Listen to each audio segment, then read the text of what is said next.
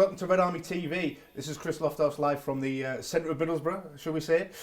Joined by two fantastic guests tonight. We've got Darren Murrell and Adam Bragg, both Boro season ticket holders, and plenty to talk about tonight, haven't we, gents? Yeah, I'm not a season ticket holder, but... You're not? No, I was. I might as well be. First line in and we've made a mess of it already, haven't we? You could have just kept quiet there as well. So yeah, plenty to talk about tonight. Obviously, we're reeling from the back end of the Leeds game. As we speak, it was last night. Did you go to the game, both of you guys? Yeah, went to the match. How can you not go to Boro Leeds? Well, I wear pants, but how can you miss Boro Leeds? Come on.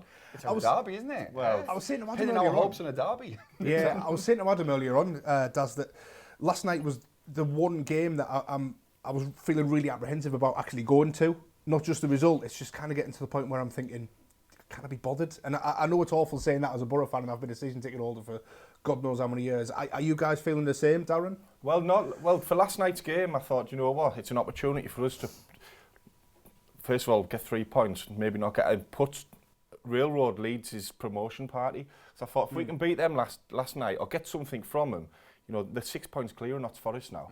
So I thought, you know what, not just us getting some points, we've got an opportunity to upset Leeds, our rivals. So I was looking forward to the game, not so much about, you know, thinking we're going to win it. Just you know, there was quite a lot on the line, I thought, last night. So I was looking forward to it. We had nothing to lose almost last night. It was almost like a free hit. Yeah. Because we're not expected to get anything against a team who were pushing for promotion in the second league. We were saying earlier on, weren't we, it was almost a chance for us, if we were going to mess around and tinker with players, that was the night to do it, rather than the previous games. Yeah, when you're kind of not expected to compete. Yeah, absolutely. Anyway, yeah, absolutely. A lot of people expected a beating last night. I did. I thought we'd get A lot of people did. I did, and it was far from that, really. I thought we could have nicked something towards the end. Yeah. You know, Leeds were the better team, don't get me wrong, but we could have got to, at the end, we should have had a penalty, I thought, off the free kick from wing. You know, that goes... He basically caught that, didn't he? Yeah. So, you know, and as much as we're struggling, you know, that penalty last 5 minutes, score a goal, you come away with a 1-1 draw. So, you know, I always in the back of my mind been hopeful, thinking we might get something out of this game, or we could have took a pasting. Luckily, we never. Well, on that note, there were some positives to take from last night, because we did compete. Yeah. We did get a shot on goal. Our first one in 300 and something minutes. And yeah, the result wasn't great in the end, and the Leeds were the better team, and it's not our real fight. But I thought we did take a lot from the game. There were some positives. Coulson is outstanding. He was fantastic yesterday. He made Luke Ayling look silly at times, didn't didn't he? he? He really did. And Luke Ayling's a very good top quality fullback as well. If I'm Beasley there, I'm going up the Premier League. I'm looking at Aidan Coulson, I'm thinking... Middlesbrough struggling next season. Huge potential. Absolutely right. Do you know what I mean? So he was superb last night. But you know, just coming back to the game, I know a lot of fans have saying we were poor, this, etc. The game I seen last night, I haven't seen intensity like last night from a team coming to the Riverside. I thought Leeds pressed us, you know, and then they made us we did make mistakes on the ball, but the intensity of the game was very, very high. And it's just disappointing because the last couple of weeks, you know, against Luton at home, it's just been the intensity's been nothing there, and we've just gone to that level. Where last night we did, we matched Leeds. I see what you're saying against, you know, the Wigans, the Lutons and the Barnsleys. If we played as we did last night, we would have had chances. With the same intensity, we would have won them matches. Personally, I've no doubt about it. So we need to learn from last night. Look, Leeds are the better team, but the intensity was very, very high. Thought we held our own in parts. We need to take that forward into Forest. We need to go into Forest with people clattering into challenges. You know, it is the players now have to step up, and hopefully Woodgate gets his tactics right, because he's making too many mistakes. What does he learn from last night, though? If you, for me, watching that game, it reinforced a number of things. Yeah, we haven't got the quality in the final third, but I think it's reinforced a couple of things that have started showing their head. Perhaps Wing and Tav aren't the answer to the question. Yeah, I mean, regular watchers of the show will know that I'm not Tav's biggest fan, and I think he does the odd little trick, he has the odd little pass, he has the odd little shot, which is really good. But then for vast majorities of the parts of the game, he'll pick the ball up, dribble it around, dribble into alleyways, and then end up exactly back where he was. And for once last night, I wasn't the only person noticing that. There was people saying it on WhatsApp, there was people saying it on social media, there was people in the crowds just disappointed with every time he lost the ball. I think last night, again, intensity, I think he struggled with the intensity of the game. Leeds pressured him, and he was one that gave the ball away. They were chasing McCoody down, they were chasing Friend down and shot. Tav was struggling with the pace of the game. But how many weeks has he been out for? When was the last time he played a game? So Woodgate, this is what drives me crazy about Woodgate, is you're not playing a player there, then all of a sudden you're just shotting him into the firing line against the possible league champions, and you're expecting him to put in a 9 out of 10 performance. Do you know what I mean? If that had been Tav if he'd have been playing for a couple of weeks before that game, I think you'd have seen a different Tav. Yeah. So we'll probably play Forest now on Monday. He'll probably take him out the team. You know, people need confidence, and they need a couple of games, especially playing against Leeds. You know, you can't just shot him in there and expect him to work miracles. That's what I think anyway. So I'm not saying he's great, but on the other side, just trying to defend him a little bit. But I wonder whether you've hit on something there, you know, because for me, I'm concerned that we had a way of playing that we stumbled upon, that looked like we knew what we were doing, and yes, players were out of position, but we looked solid.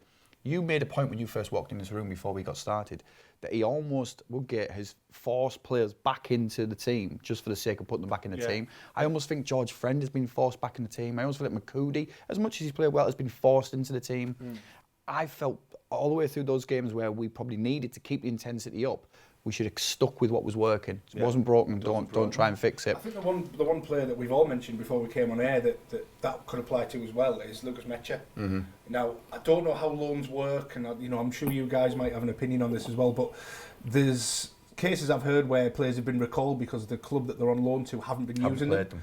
Is it a case of he's playing him because he feels he has to, when he's not really offering anything on the pitch? We could be going down, so you can't think like that. No. Yeah, that's what I'm asking. So, but this is what drives me insane. He's going on about saying, well, he doesn't deserve to be in the team. He's not. Why is Mecha anywhere near that starting 11? Yeah. Why is, I know Britas Belonga's not been great, but how is he getting on that pitch last night before Britas Belonga? So is that Woodgate's decisions? And for me, that's that what is I mean. The reason why we are in the position we're in, because Woodgate's decision making is absolutely dire. He went through a good point, picked up some good results, like you said. Yeah. We stumbled upon a formation and played players only because that's all we had. Now he's got options. He's back to his old self. He hasn't a clue. Last time I was on here was just before a run of games where we had teams we were going to beat. And I'd said we should judge him on those games. And we went on a decent run into Christmas. And I genuinely feel the same way, that I didn't disagree with any of Woodgate's decisions in that period leading up, because we had a lot of injuries, a lot of choices to be made about who can play where, and we stumbled on it. But now he has got a lot of players back and he's got decisions to make. I'm almost disagreeing with every single one. Yeah. I'm disagreeing with substitutions. I'm disagreeing with playing 4 people up front against Luton at home the other week. Do you know, I'm watching a game of football in front of me. Last minute against Steaua Bucharest. We're playing Luton Town. Yeah. You know what I mean? We still couldn't get a shot on goal. We couldn't get a shot on target. It's just like, no, it's put 4 strikers on, we'll create opportunities. No, you need players there to pass the ball to strikers first of all. And the players that we took off, we took Saville off during that game. I know we're going back a little bit. We took Saville off during that game. He was having a good game. He was having a good game on the right-hand side. Spence was going to get past people and put crosses in. So it's counterproductive to take off. You're taking away from the production line because you're trying to add to the end product. It just doesn't work. So yeah, some of the substitutions that he's made have been balmy. And boozling. There was some very, very good performances last night though. I mean, Ainsley Pears was very, very good when called upon. He had some really good saves. Ryan Shotton, who we know has come in for a lot of criticism from various different fans, had a really, really good game last night. Yeah. Coulson, he had, as we said, Luke Ayling, he had him absolutely in his back pocket. One that I thought did pretty well, maybe not on the same level, but I thought Adam Clayton had a good game last night as well. Yeah, he did okay. Steady away. But he probably had to do a job because of the pressure they were putting on us. You know what? Always have to do that job. But I expect them steady performances out of Adam Clayton, and he's been under par. Last night he played with a bit of bite. He was about the pitch. He looked forward. I think he got too comfortable, and but last night, he did have a good game. But Johnny Howson, for me, and I said it was 12 out of 10 for me. He was absolutely outstanding. But again, with Johnny Howson, you know you're going to get that kind of performance from him, so he kind of does go under the radar a little bit, doesn't it? It's unnoticed, even though he's exceptional. Last night, I thought he was man of the match from both teams. I thought he was absolutely outstanding. If Johnny Howson would have been playing for Leeds last night, we would have took a beating, because he was that good. You know, he was He wouldn't have looked superb. out of place in that team, would he? No, I agree with that. Yeah, yeah. Well, Woodgate said after the game, if we play like that, we'll be fine. Now, quickly, we've got about 30 seconds before we go to a break. Darren, do you agree with that? If we play like that between now and the end of the season? If we play with that bite, yeah, we will. But if we put the ball in the net, simple as really. Yeah, yeah. I wouldn't say fine, but we have a fighting chance. We have a fighting chance. Yeah. Well, it Good seems words. as though it is the final third that's our problem. I mean, we played, the bottom three teams in Luton, Barnsley and Wigan just before, obviously, the Leeds game as well, and we struggled for shots on goal. So it's a bit of an improvement needed all round, I think, isn't it? Definitely. Yeah. We're just going to cut to a quick break, and then we'll be right back to you on RedArmyTV.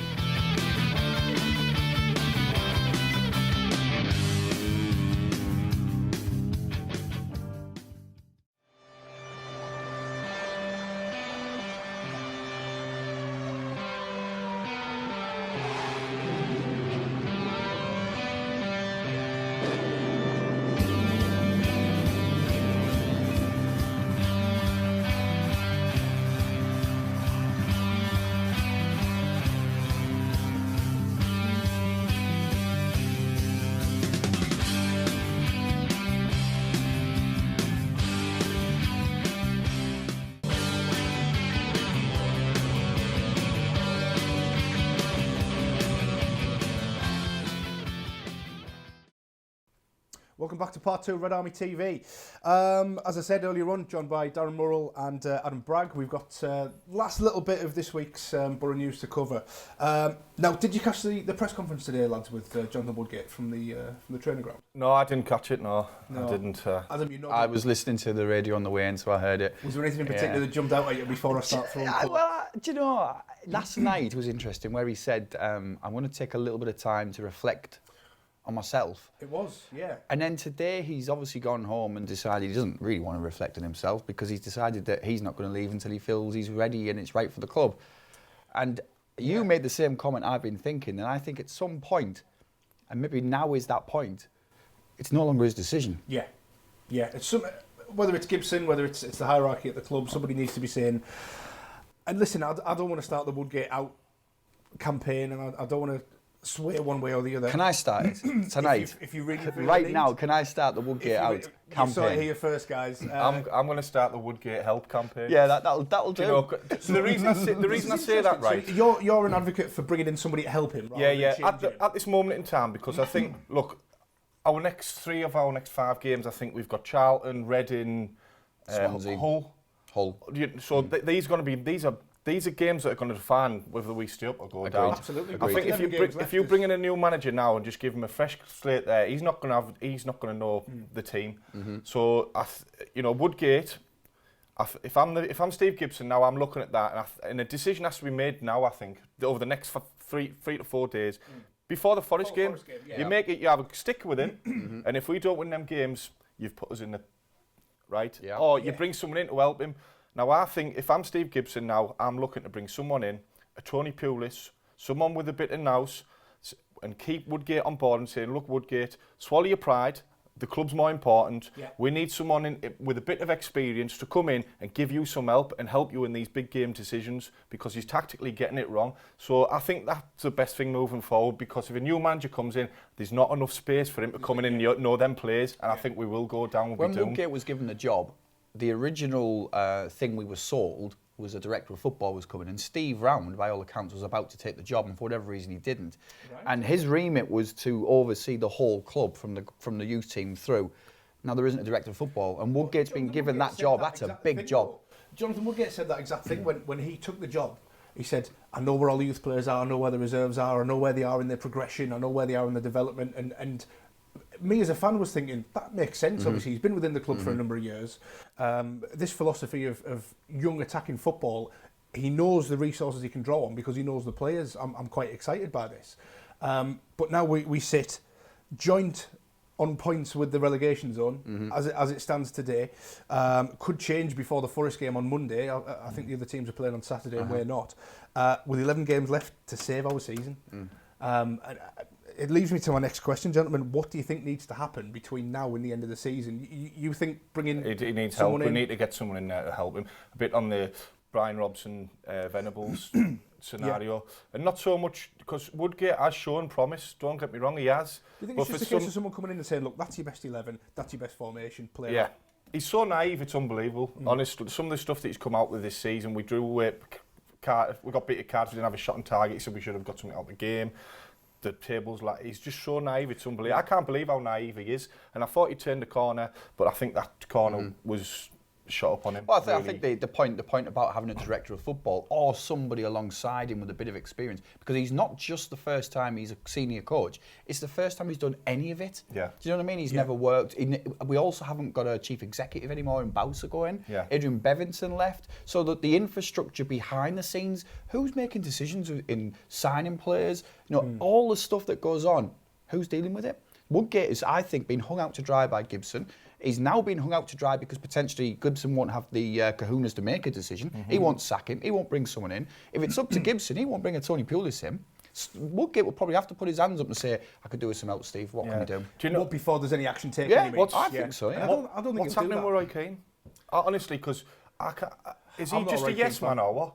Because Robbie Keane. Robbie Keane. I was thinking, Roy Keane. is this something else? Robbie Keane. Yeah. What's happening with? Is he just a yes man, or is he actually questioning? Because if he's thinking the same as Woodgate on some of his decisions, then he needs help as well, because the decisions are mad. So for me, between now and the end of the season, bring someone in as quick as you can who says, "Look, just help us out.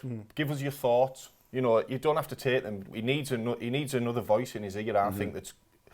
Even someone like Lenny Lawrence, you know. Yeah, Well, I do you know agree. what I mean? I agree. He's been at a lot of clubs as a seasoned brain. coach, He's done that job. He's done that job. Well, yeah.